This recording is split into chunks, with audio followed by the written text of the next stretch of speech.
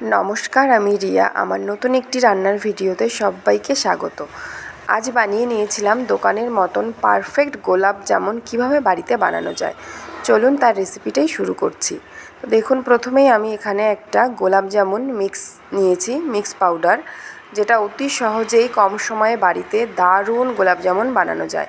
তো প্রথমেই আমি একটা পাত্রে কিছুটা পাউডার নিয়ে নিয়েছি। এরপর অল্প অল্প জল দিয়ে এটা ভালো করে মেখে নিতে হবে। বেশি নরম করা যাবে না, একটু শক্তভাবে মাখতে হবে। তো ভালো করে মাখার পর কিছুক্ষণ এটা আমি রেস্টে রেখে দিয়েছিলাম। তারপর আমি এখানে একটা পাত্রে চিনি শিরা বানিয়ে নিচ্ছিলাম। কিছুটা চিনি আর জল দিয়ে জাল করে নিচ্ছিলাম। তারপর এর মধ্যে দিয়েছিলাম একটু কেশর, তেজপাতা আর এলাচ, যাতে এর ফ্লেভারটা খুব সুন্দর হয়। তো দেখো, আমার কিন্তু চিনি শিরাটা একদম রেডি। এরপর ওই ডো থেকে আমি ছোট ছোট মিষ্টির আকার করে নিচ্ছি। তো দেখো, খুব সুন্দর করে গোলগুলি করতে হবে যাতে দেখতে খুব ভালো লাগে। রেডি হয়ে গেছে আমার এই বলগুলো। এবার কড়াইতে তেল গরম করে মিডিয়াম ফ্লেমে কিন্তু এইগুলো একটা একটা করে ভেজে নিতে হবে। হাই ফ্লেম দিলে কিন্তু ভাজা ভালো হবে না, উপরটা পুরো পুড়ে যাবে আর ভেতরটা কাঁচা থাকবে।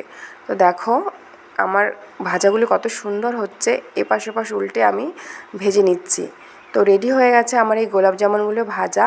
এরপর কিন্তু আমি চিনির শিরা এগুলোকে আধা ঘন্টার জন্য ভিজিয়ে রাখবো। তো দেখো, এক এক করে আমি এগুলো চিনির শিরায় ভিজিয়ে রাখছি। তো তৈরি হয়ে গেছে কিন্তু আমার দোকানের মতন পারফেক্ট গোলাপ জামুন। যেহেতু আমরা বাঙালি, আমাদের খাবার শেষ পাতে কিন্তু একটা মিষ্টি চাইই চাই।